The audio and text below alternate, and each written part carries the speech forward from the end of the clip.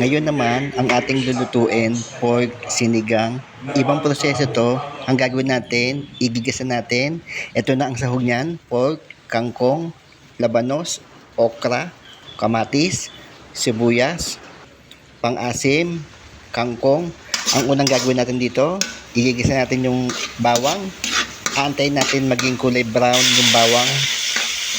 Tapos, kamatis, sibuyas, igisa natin mabuti dahil isa rin ito nagpapasarap dito.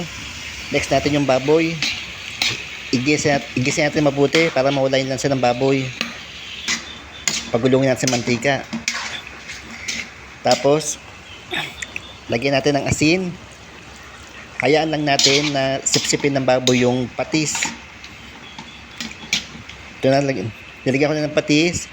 Tapos lagyan natin yung hugas bigas. Pagtapos ilagay yung hugas bigas, tatakpan natin to dahil yung baboy matigas pa dito.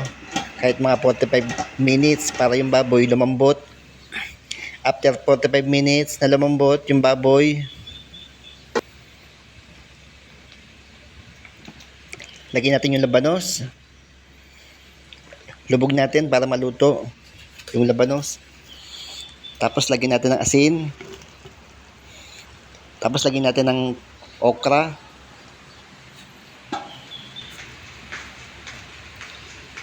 Yan, lubog natin mabuti.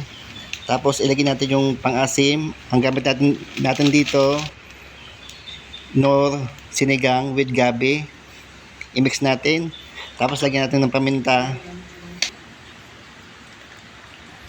Tapos ito yung sili green, lagyan natin. Tapos lagyan natin yung kangkong. Ilubog lang natin. Yan na ang ating pork sinigang. Tara na, kain na tayo.